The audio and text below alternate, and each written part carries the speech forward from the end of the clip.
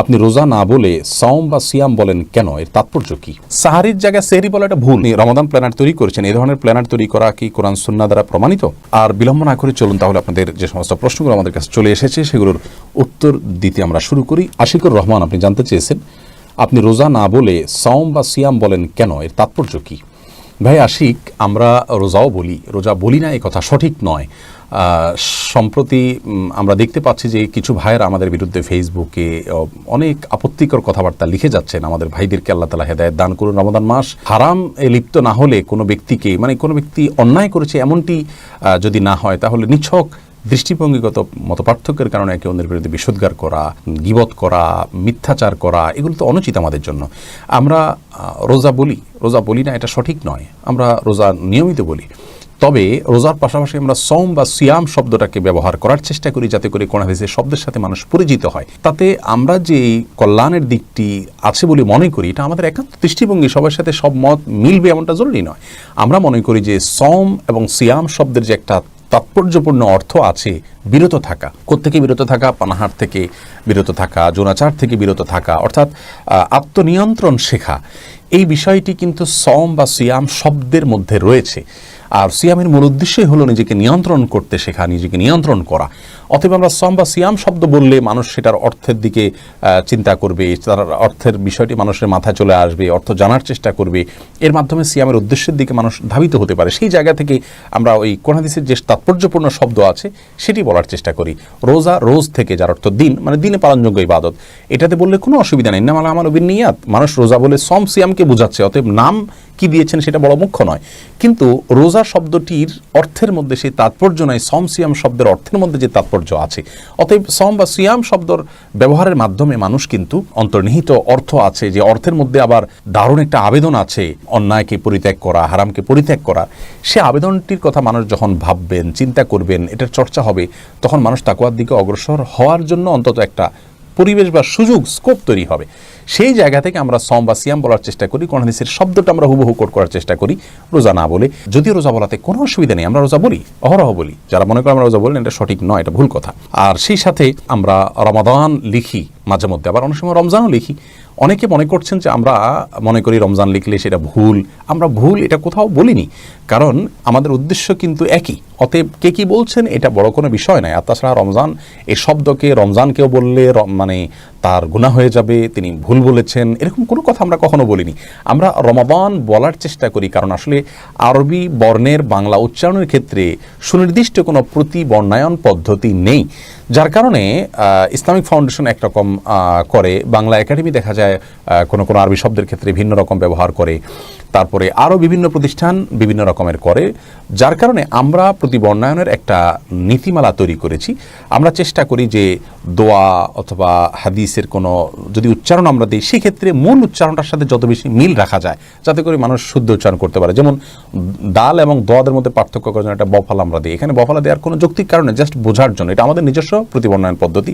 যেন কোনো বই লেখা আমরা শিরোনাম, এই ভূমিকাতে আমরা লিখে দিই, যেখানে আসলে উদ্দেশ্য হলো দাল থেকে পার্থক্য করা, এছাড়া অন্য কিছু নয়। এগুলোর দ্বারা উদ্দেশ্য হলো যে যাতে করে মানুষ মূল অক্ষরটা উচ্চারণ করতে পারেন, এটা সুবিধাজনক যেন হয়। আমরা কখনো বলি না যে রমাদান আমরা যেভাবে বানান না করি, এভাবে বানান না করলে সহি হবে না, ভুল হবে, এটা আমরা কখনো কোথাও দাবি করি না। বরং আমরাই কয়েক রকমের বানান ব্যবহার করি যাতে করে মানুষ ভুল না বুঝে যে আমরা ওইগুলোকে ভুল বলছি, এরকম কিছু না মনে না করে।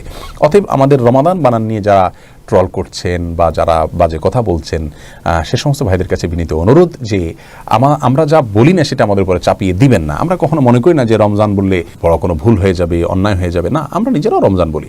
তবে হ্যাঁ, কোরআন হাদিসের শব্দের সাথে মিল রেখে, বিশেষ করে কোরআনের আয়াতের উচ্চারণ যদি আমরা কাউকে শেখাতে যাই, তাহলে চেষ্টা করবো আমরা আয়াতের সাথে যতটা পারফেক্টনেস আনা যায়। আমরা দোয়াতকে যদি উচ্চারণ করতে পারি তাহলে কেন করবো না? না পারলে তো ভিন্ন কথা। ধরুন কোনো অঞ্চলে মানুষ একটা বর্ণ উচ্চারণই করতে পারেন না, তাদের কথা তো ভিন্ন, কিন্তু যারা পারেন তারা কেন করবেন না?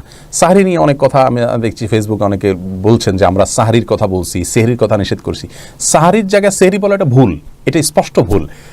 কেন? কারণ হলো যে আমরা তো বাংলাদেশে মানুষ সাহারি বলতে অসুবিধা নেই। এমন না যে রংপুরে মানুষ অংপুর বলে, র বলতে পারে না।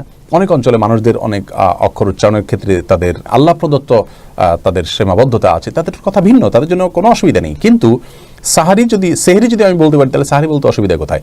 সেহরি ভুল, সেহের মানে জাদু, সেখান থেকে সেহরি।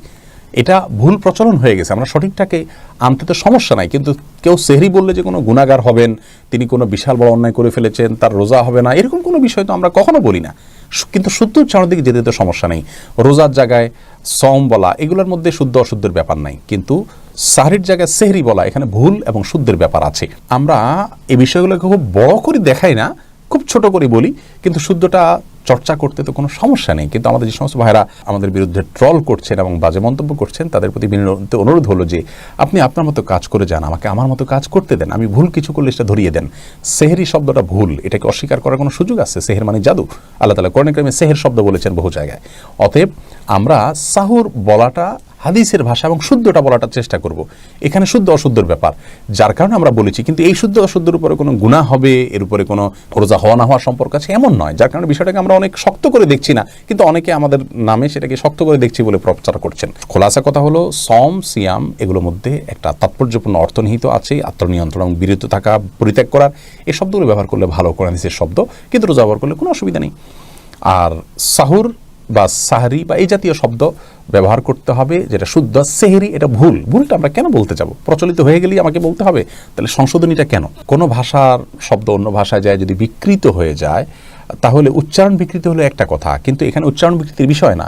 এমন না যে বাংলায় সাহারি সেহরি বলা যায় না তাই আমরা এটাকে ইয়ে করেছি। আর তাছাড়া আমরা সাহারি বা সেহরি বললে কোনো প্রকার সমস্যা যে আছে, বড় কোনো গুনাহ আছে, এরকম তো আমরা বলি না।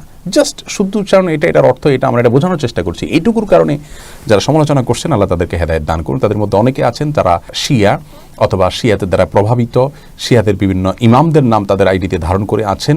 আমরা শিয়াদের বিভিন্ন ভ্রান্তির বিষয়ে যখন কথা বলেছি, তখন তারা সেই শত্রুতা বা বিদ্বেষ তারা হয়তো এখানে পোষণ করছেন। রমজান মাসে যেখানে ঝগড়া করতে হাদিসে নিষেধ করা আছে, সেখানে তারা আমাদের বিরুদ্ধে বিশুদ্ধার এবং মিথ্যাচার করে বেড়াচ্ছেন। আল্লাহ তাআলা আমাদের ভাইদের হেদায়েত দান করে, আমরা দোয়া করি। এরপরে প্রশ্ন হলো, নজরুল ইসলাম আপনি প্রশ্ন করেছেন, আপনি রমাদান প্ল্যানার তৈরি করেছেন, এই ধরনের প্ল্যানার তৈরি করা কি কোরআন সুন্নাহ দ্বারা প্রমাণিত?